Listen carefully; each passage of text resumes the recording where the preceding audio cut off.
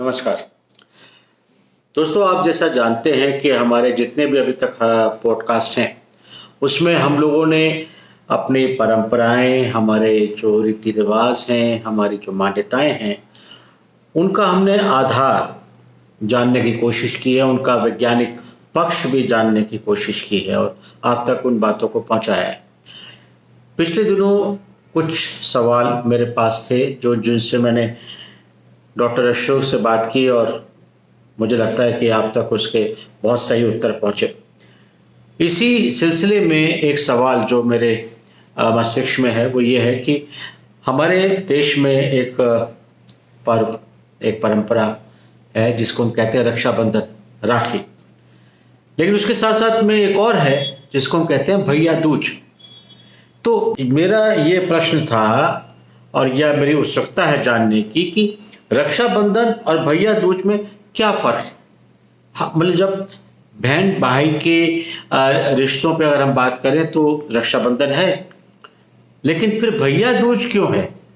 ये कब से शुरू हुआ, कैसे शुरू हुआ, इसके बारे में मैंने फिर वही अपने चिर परिचित डॉक्टर अशोक से बात की। चलिए उनसे जानते हैं कि इन दोनों में क्या फ़र्क है।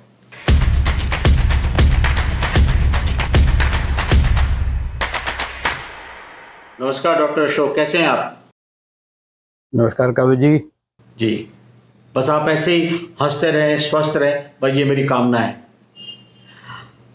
अच्छा डॉक्टर अशोक, ये मैं जानना चाहता था, एक प्रश्न था कि ये जो हमारा पर्व है, हमारी जो मान्यता है, परंपरा है, जिसको हम कहते हैं रक्षाबंधन, राखी, और एक इसी से मिलता हुआ हमारा एक और परंपरा है जिसको हम कहते हैं भैया दूज।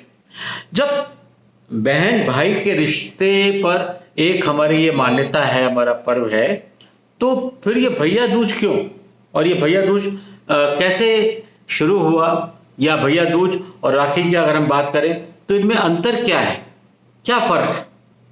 अगर हम इस परंपरा भैया दूज की बात करें तो कब इसका आरंभ हुआ, कैसे शुरुआत हुई इसकी? हमारे शास्त्रों में, पुराणों में या हमारे इतिहास में इसका क्या विवरण है, ये थोड़ा बताएं मुझे। आपका सवाल भी बहुत महत्वपूर्ण है। रक्षाबंधन और भाई दूज का अंतर क्या है, हम क्यों मनाते हैं? दोनों ही त्योहार मनाते हैं। दोनों ही त्योहारों का क्या एक ही लक्ष्य है, एक ही उद्देश्य है? बिल्कुल सही सवाल है और ये बहुत से लोगों के मन में है, इसके जवाब नहीं मिलते लोगों को। जी जी। महत्वपूर्ण बात यह है सबसे ज़्यादा कि काव्य जी, ये है त्योहार सतयुग से चले आ रहे हैं। आप ऐसा नहीं कह सकते कि रक्षाबंधन नया त्योहार है या भाई दूज नया त्योहार है। दोनों ही त्योहार जो हैं बहुत पुराने हैं, मानवता के सबसे आरंभिक रिश्तों में से एक है और इसका महत्व हर युग में रहा है। तो मैं पहले तो ये बता दूं कि रक्षाबंधन का उल्लेख कई ग्रंथों में मिलता है। उसे आप वामन पुराण में पाते हैं, पद्म पुराण में पाते हैं, महाभारत में पाते हैं, स्कंद पुराण में पाते हैं।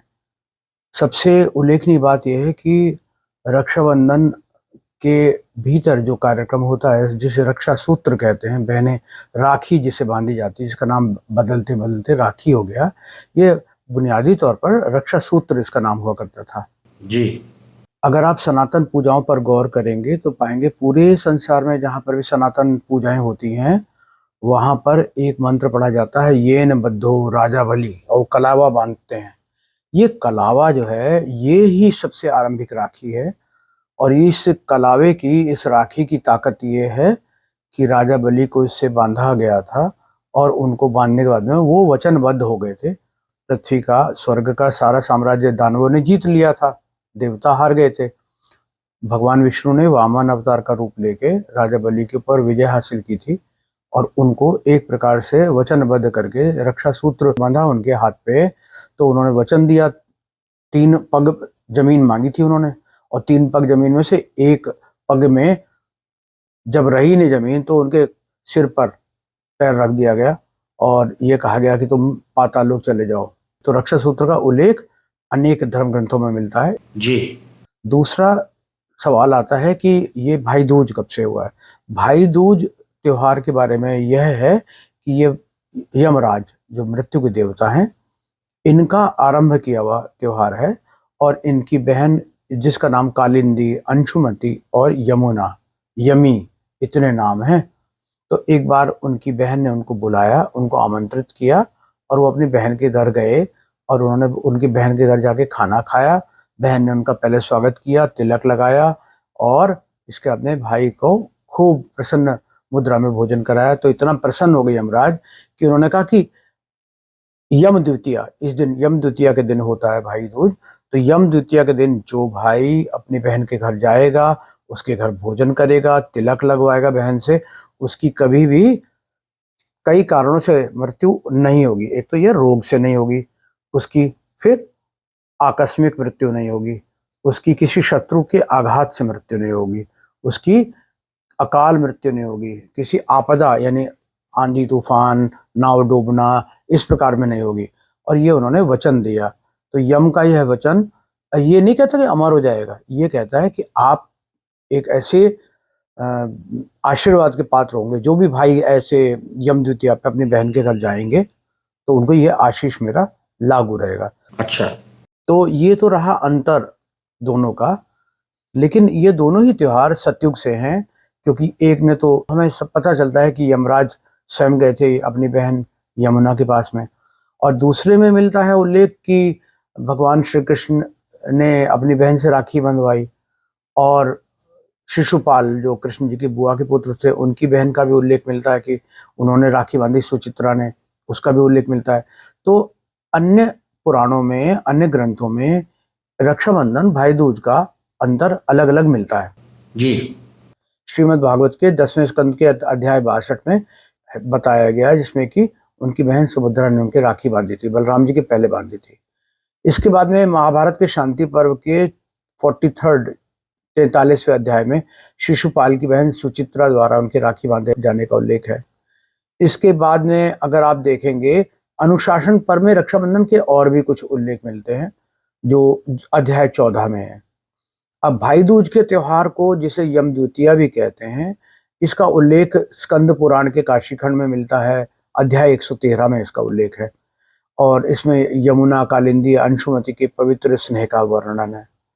पद्म पुराण की अगर बात करें तो पद्म पुराण के उत्तरखंड अध्याय 117, भविष्य पुराण के ब्रह्मखंड अध्याय 16 में भाई दूज की पूजा और उसकी विधि का विवरण है, उसका महत्व का वर्णन है। तो ये इनके उल्लेख मिलते हैं।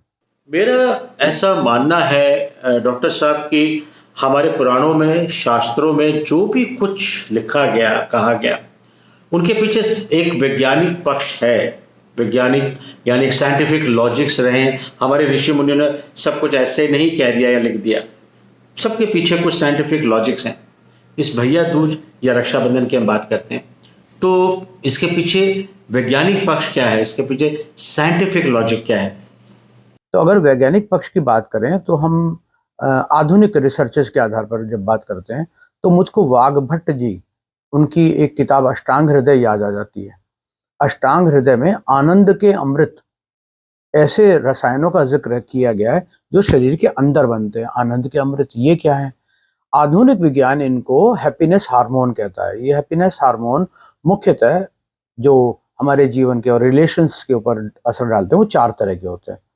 जब आप बहन से मिलने जाते हैं, अपनी बहन से बात करते हैं, प्रेम की बात करते हैं, सब परिवार जाते हैं, अपनी पत्नी के साथ में जाते हैं या अपने परिवार के अन्य सदस्यों के साथ में जाते हैं, वहाँ वो लोग आपका स्वागत करते हैं, खुशी मनती है, खूब मनाई जाती है, प्रसन्नता हो जाती है, तो आपके शरीर में डोपामिन उत्पन्न होता है। ये आनंद के अमृत जो वाघभट्ट जी ने कहा है वो अलग चीज है।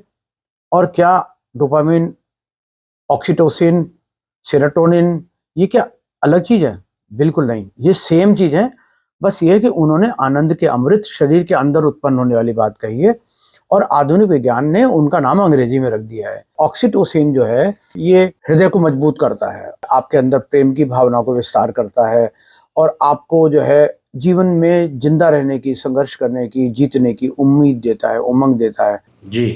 अगर किसी के अंदर ऑक्सीटोसिन की कमी है तो वो गाना गाता है, ना कोई उमंग है ना कोई तरंग है, मेरी जिंदगी भी है क्या, ये कटी पतंग है, ऐसे गाने गाने लगते लोग जिनकी जिंदगी निराशा से लगती है।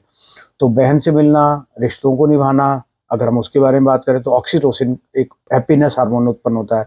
दूसरा क्या है, अगर आप इस चार्ट में दूसरे नंबर पे देखें तो सेरोटोनिन। सेरोटोनिन का नाम से आपको लगेगा जैसे कुछ श्रेष्ठ चीज है, और वास्तव में ये श्रेष्ठता ही बताती है। आपके जीवन की श्रेष्ठता को आप कायम रख सकते हैं, फिजिकल एक्टिविटीज को कायम रख सकते हैं, आप एक्टिव लाइफस्टाइल अपना सकते हैं, जिंदगी में आगे बढ़ सकते हैं। और सेना में जो गाने वाने सब बजाए जाते हैं वो सब सेरोटोनिन को बढ़ाने वाले हैं। ताकत वतन की हम पे है, हिम्मत वतन की हमसे है।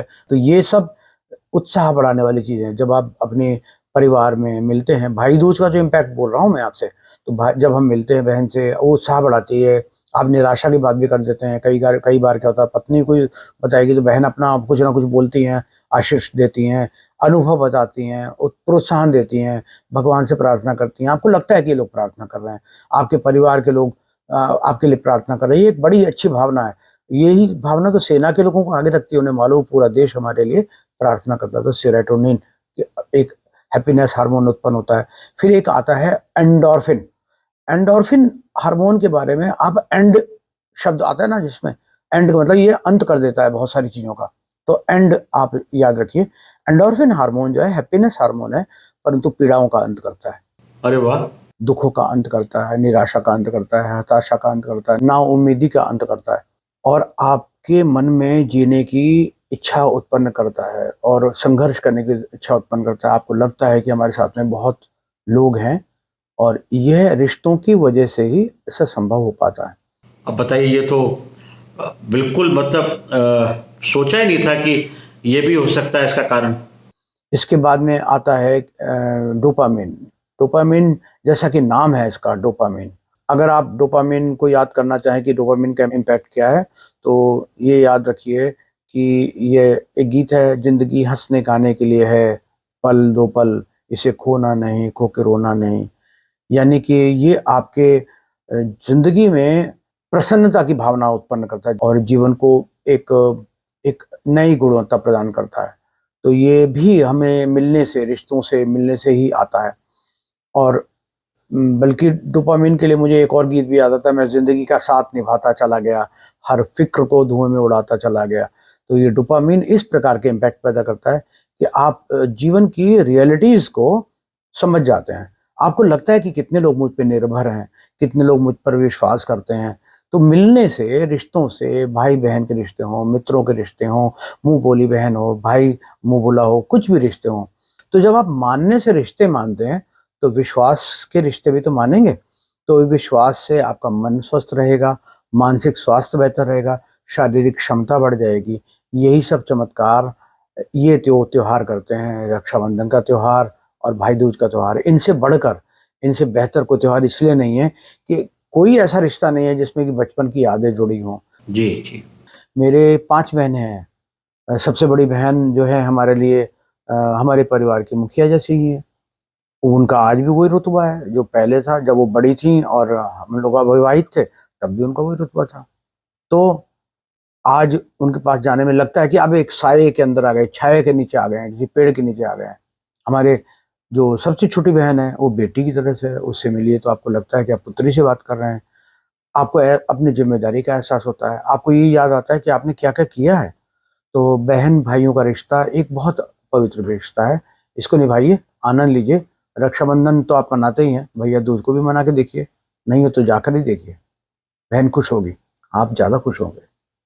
नमस्कार। बहुत बहुत धन्यवाद डॉक्टर अशोक, बहुत बहुत धन्यवाद।